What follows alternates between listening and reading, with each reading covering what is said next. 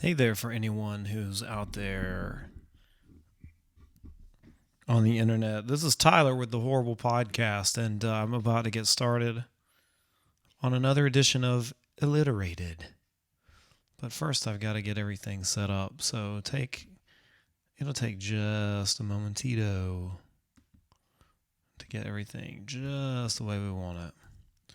So I have to close Audacity and restart it. I'm going to start the theme here in just a second, and then we will begin. Let's see if that got...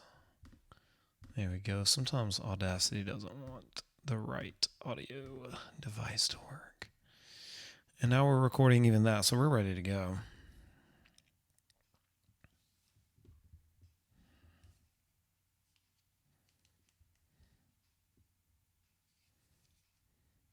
Here we go.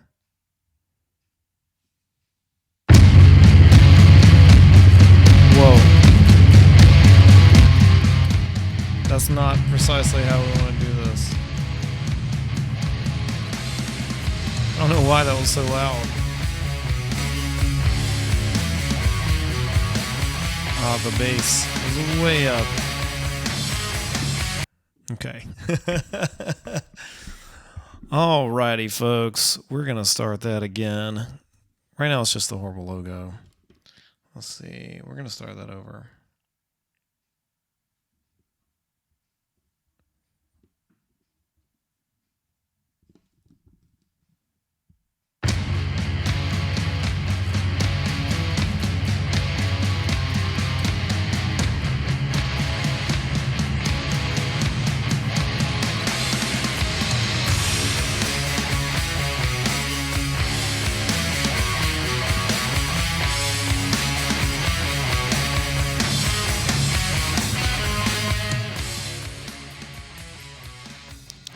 Hey there, podcast listeners. This is Tyler with the Horrible Podcast, and I am all alone on a cold, windy night in Nashville. Thanks for joining me for a solo episode, the third episode of Illiterated. This is just an occasional podcast / video episode that I do, just talking about the books that I'm reading, and not every book, but horror novels specifically. And I just finished a new one and decided to talk about it. So thank you for joining me. We are the Horrible Podcast on Ustream. So I'm streaming this live right now via my computer. So I'm staring longingly, creepily into a camera. I've just really gotten into doing video content. So it has re-sparked my interest in doing podcasts. So I'm really digging doing the video stuff. So I hope you like it. It's going up on the YouTube channel. I think it's youtube.com/the horrible podcast or /user /the horrible podcast, something like that. Just search for the horrible podcast and YouTube and we'll show up there. But for this episode, I'm going to be talking about a book I just finished. It's just finished it this morning, and I cannot wait to talk about it. I had sort of reached a place with horror fiction where I thought I had sort of seen it all and had seen like the best that the genre had to offer. And not that I couldn't find new and interesting gems, but a lot of the stuff that I've found over the last decade or so is kind of like an also ran to all of the really good stuff that's out there. I mean, second tier and third tier authors under Stephen King and Jack Ketchum, people who don't occupy the same headspace as those guys. But I just finished a novel that has completely changed my view of that and has sort of reinvigorated my love of horror fiction and what it can really honestly do. And the book that I just finished is a book called The Troop by Nick Cutter. And it's a really fantastic horror novel. I mean, it says it right on the cover that it is a novel of terror. It's got a Stephen King blurb at the very top, which is a good sign. It's not, I mean, Stephen King reviews and writes like jacket copy for a lot of books. So that's not necessarily like the absolute best thing you could say, but it's really good for for Stephen King to say something really positive about your book. And here it's totally 100% deserved. I started The Troops kind of feeling ambivalent about it, about the experience. Like, I'll read it. I picked it up. It was actually on sale on Audible. So I listened to it. I didn't actually read it, for those who like to mire themselves in discussions about semantics. But I started it 2 days ago and just completely blew through it. I mean, it's a fantastic read. It's one of those books that I read, and I read it so quickly that the details have already begun to sort of fade. There are things that stick out, and like the overall feel of the novel sticks with me, but the details have kind of gone like off into the ether. But the book is amazing. I'll read the description. I'm gonna move over to the Amazon page. So I'm gonna move away from my face a little bit so it doesn't look like me reading. That's always a weird, distracting thing. But I figured that for this book, I could do no better than reading what it says on Amazon.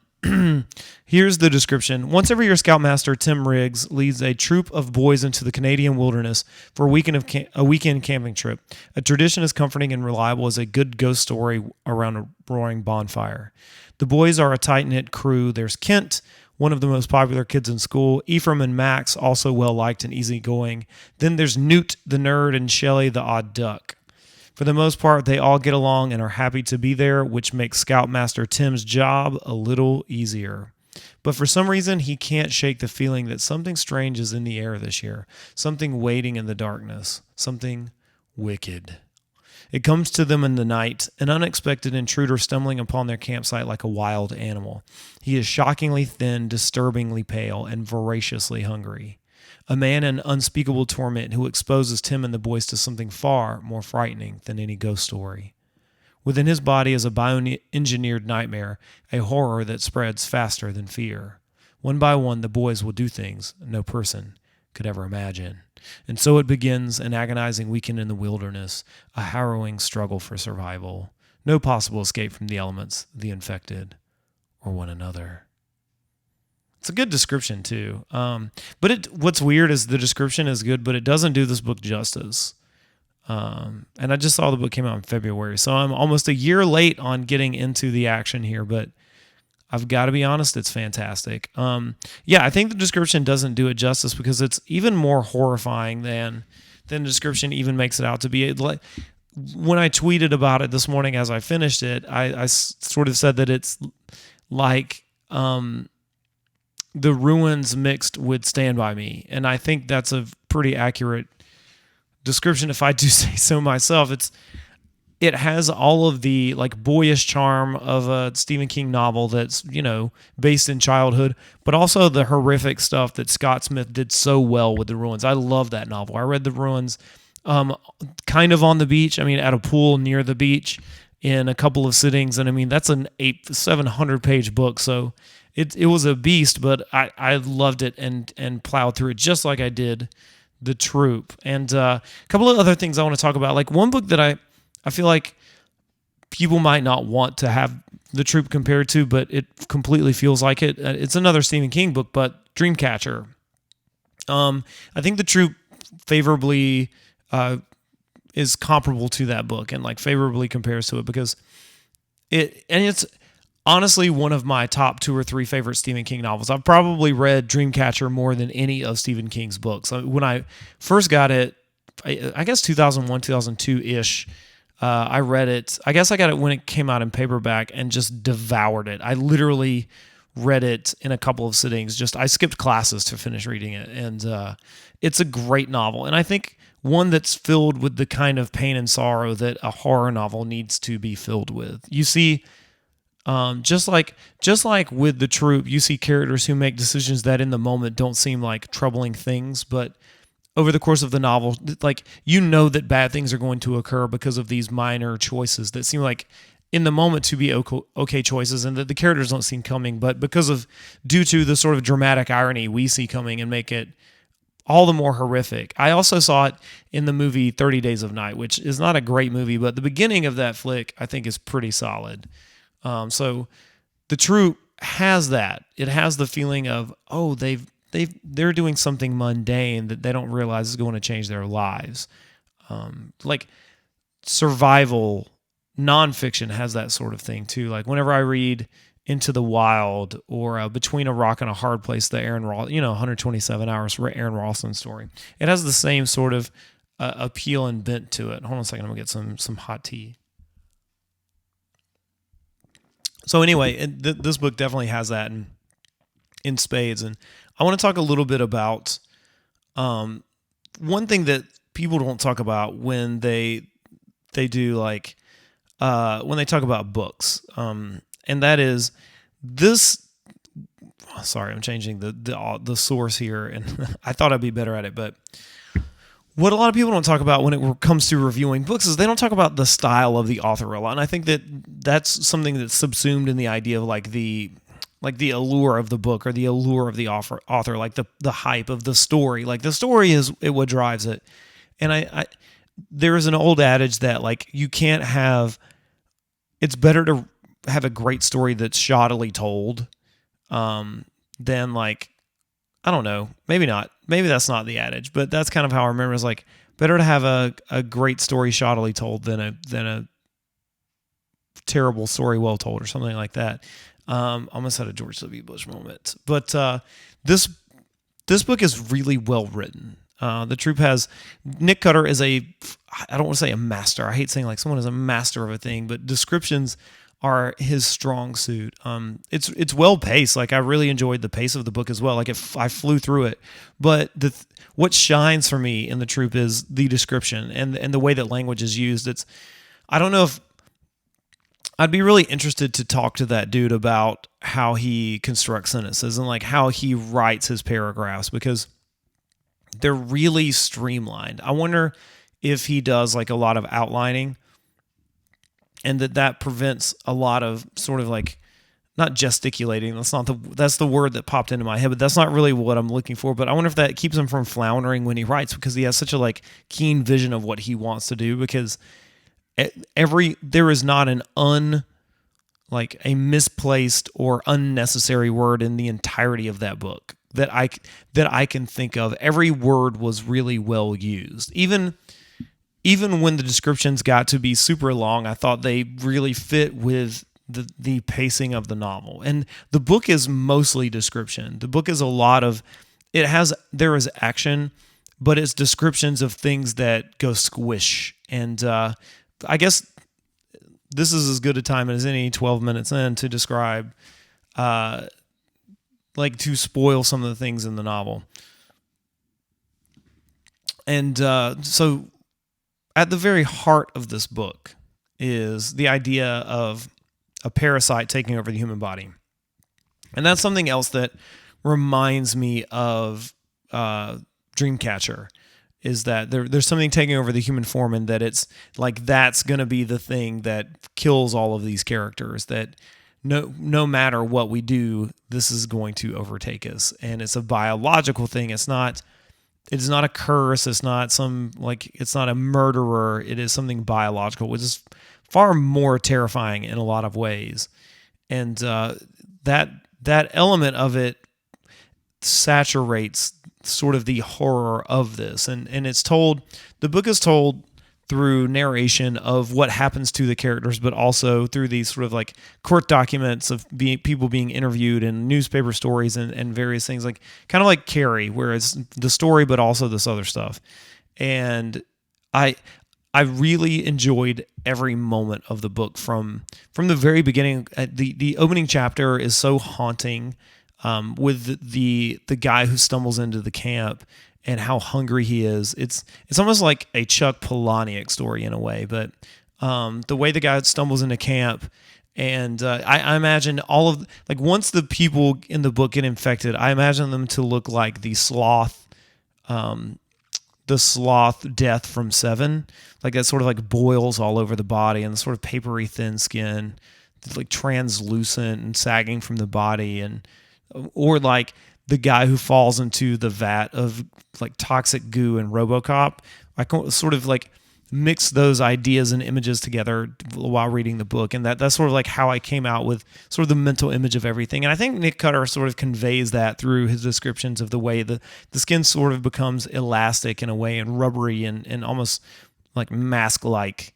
and it's pretty gruesome. And people who give the book poor reviews tend to talk about the description and I how gruesome and disgusting it was. But I thought the descriptions themselves were like bar none some of the best that I've read in a long time. And I have read two books, not in a row, but two of my favorite books that were released this year were Perfidia and The Bone Clocks. And both of those books excel at description. I mean, no one is better at writing like description than James Ellroy. And David Mitchell's Bone Clocks is just toned so perfectly and one of the most like beautiful novels I've ever read. But this book is on par. I mean, it's much grittier and like it's more grimy and cut to the bone and horrific, but the description is so fantastic. I wish I had some actual quotes from the book. I mean, since I listened to it, I didn't find stuff as specifically. I didn't find the stuff as I didn't pull anything. But let's see if I can find. There is no read inside. Oh, there is. Let's see. See if I can find a random page just to hear the sort of rhythm of the way this dude talks. Let's see. I want to get to chapter 1. Yeah. The boat skipped over the waves, the drone of its motor. Let's see if we can find. Sorry. I hate to be moving something. Let's see. I want to find something that's. All right, here we go. This is chapter 2. This is from Amazon, so I'm not taking anything like way from the middle of the book. Tim Riggs, Scoutmaster Tim as his charges called him, crossed the cabin's main room to the kitchen, fetching a mug from the cupboard. Unzipping his backpack, he found the bottle of Glenlivet. The boys were in bed, not asleep, mind you. They'd stay up telling ghost stories half the night if he allowed it. And often he did allow it.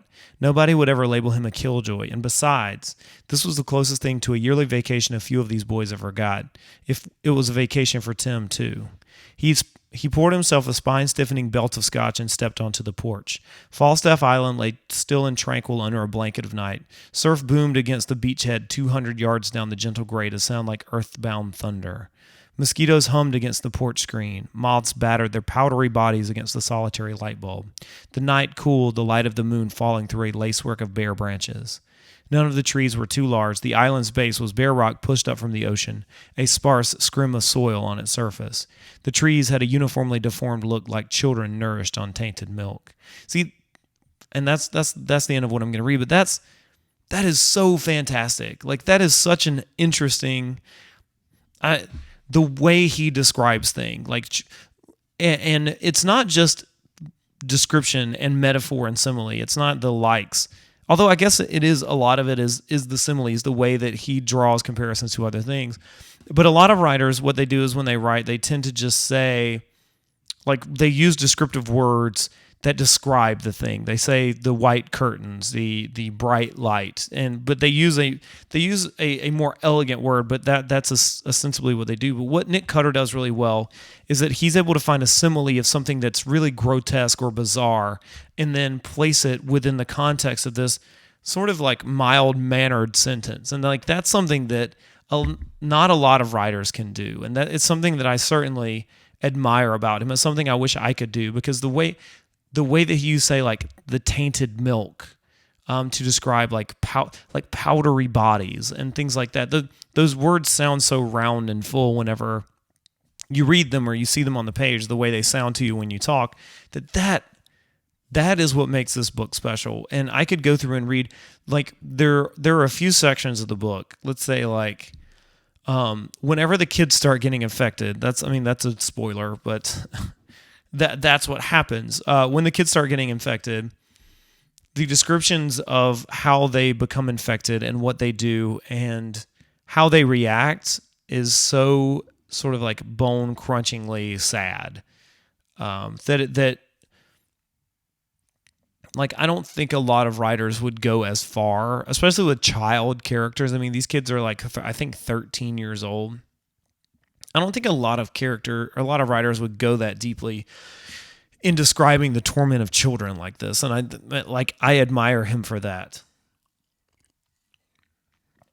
Because, I mean, what we're dealing with here is a loss of innocence. I mean, these kids, they have that Stephen King element of being, or South Park, or Simpsons. Like they have the element of being not entirely, like they're not entirely innocent, but the way that they are not innocent is almost makes them more innocent. I mean, they tell really lewd jokes that are really harmless in a way, like the sorts of like sexist things that little kid, like 13-year-olds tell one another, and they're smoking cigarettes and cursing, and it is not innocent. It denotes like the beginning of the descent into loss of innocence, but it's almost more innocent because they don't know the difference between like what is truly horrific and what is not until it stumbles upon them.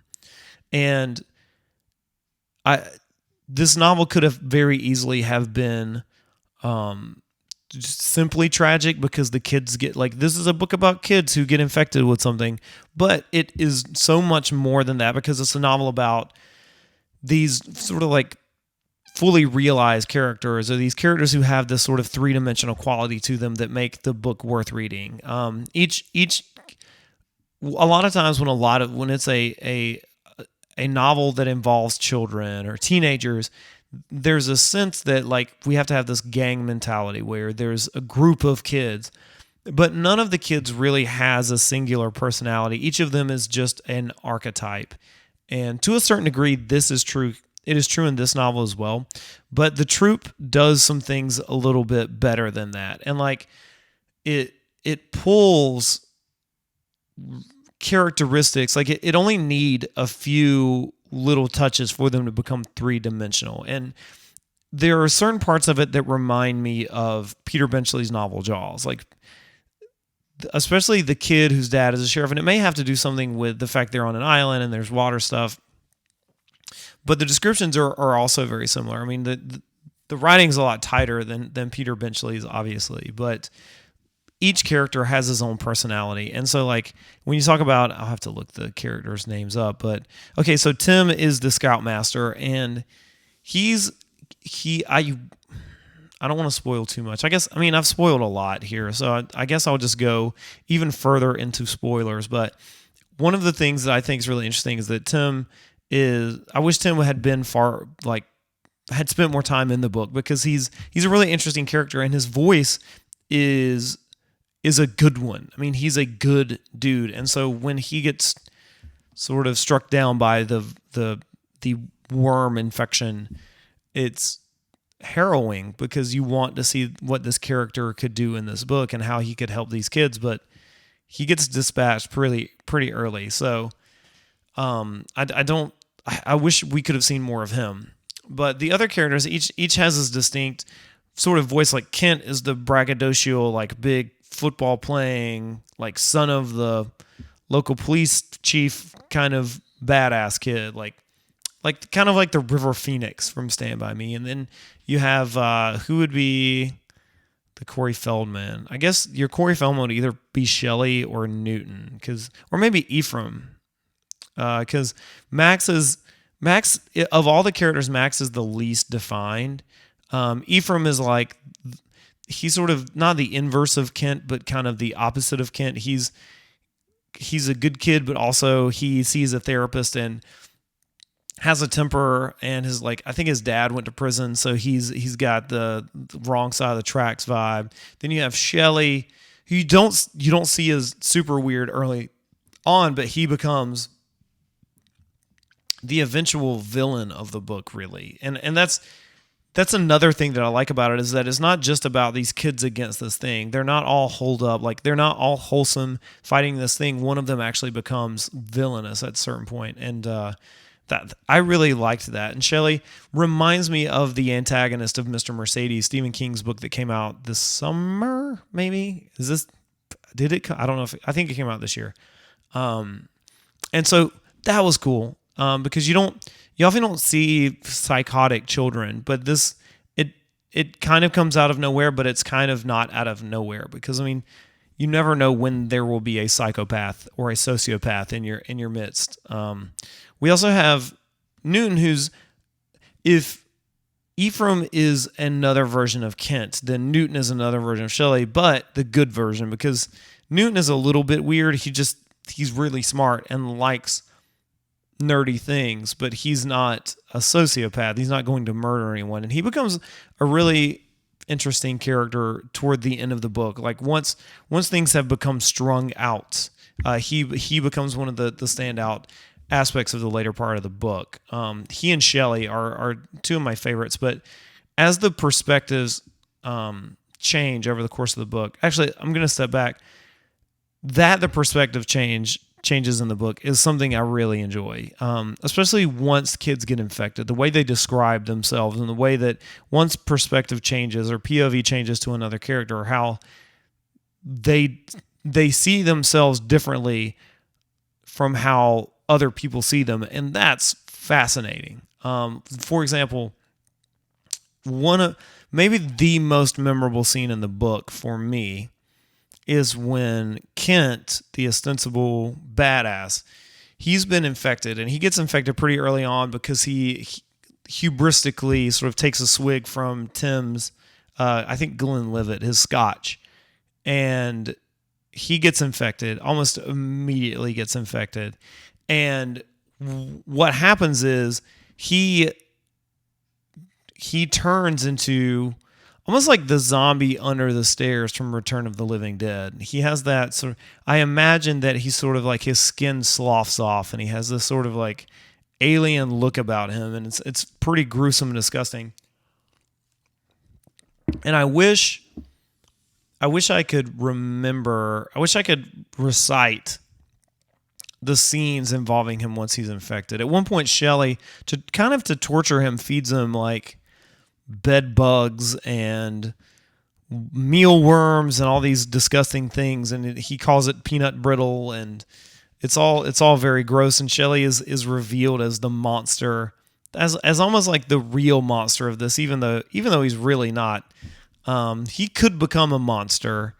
I guess he kills a cat. Like he just nonchalantly murders a cat, and that's never good. That's always the sign of a serial killer. But he's kind of a monster. But when Kent, after he's been fed this stuff, he sort of goes away for a while in the book, and you sort of think you're done with Kent. But then he sort of reemerges, and he has this weird, like, I don't know what to call it. Like he has this air about him where he has like an arrogance, like unstoppable. And at one point in the book, I guess Max, who would be the eventual survivor, spoiler. I don't know why I said it afterward. I've been saying spoilers. I just feel bad. I'm sorry. But Max is the eventual survivor. So apparently he says like it changes people to make them think that they're more than they are. And so Kent thinks he's a badass still, and he's like, I'm just going to go out of here and whatever. But in actuality, like when Shelley sees him, he's a mess, just a literal human mess, like skin coming off and hair and everything else, just almost like a walking skeleton. And that's something that pervades the description of all of the characters who die in the book, is that they sort of come off like skeletons.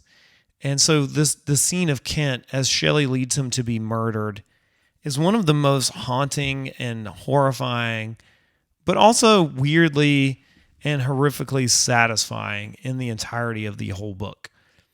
Like there's this, I think I could be wrong, but one of the descriptions I remember is of Shelley pushing him underwater and not realizing that Kent's scalp has like separated from the skull and is sort of coming off totally and just falling off like wax and paper or something, and it's so gross and it's so specific, but it's also really well done. And I'm a firm believer in like really well done gore.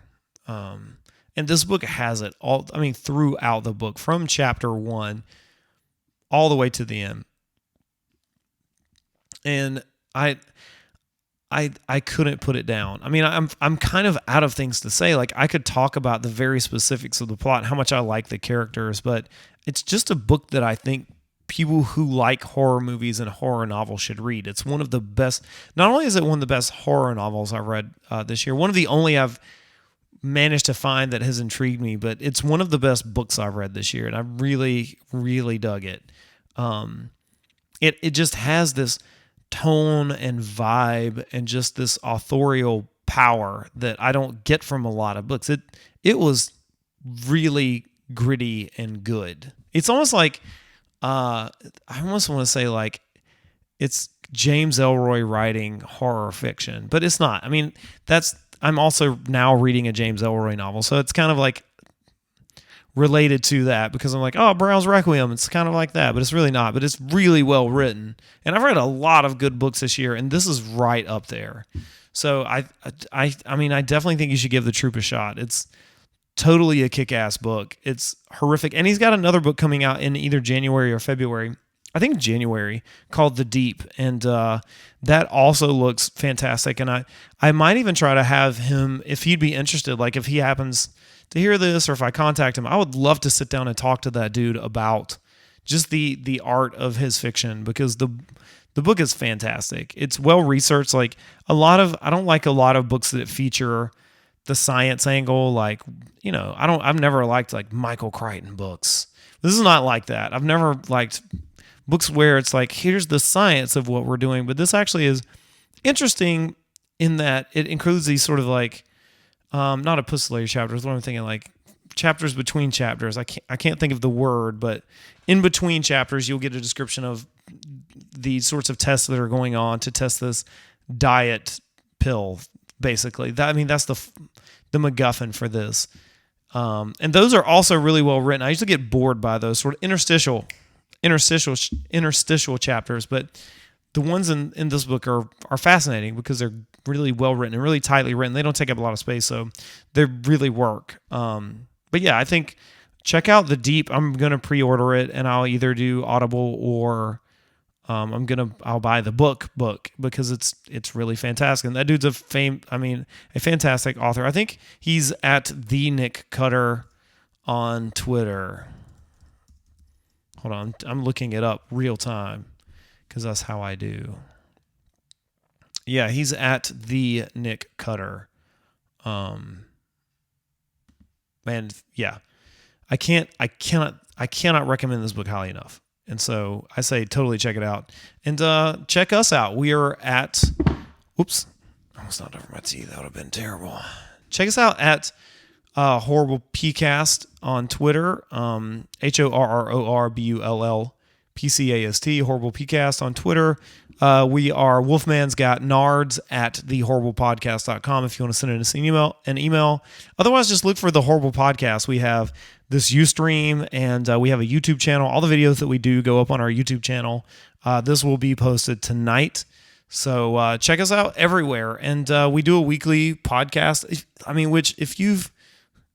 If you've heard this, then you've almost definitely run across the podcast. But we do a movie a week about horror movies. So I think this week we're doing something called The Canal. So yeah, check us out online. Definitely check out Nick Cutter's book, The Troop. It's fantastic. So thanks for stopping by, and we'll see you next time on Illiterated, part of the Horrible Podcast. Thanks for listening. We'll see you next time. I'll let you enjoy our theme song, Dream Again, by Texas metalheads Venomous Maximus.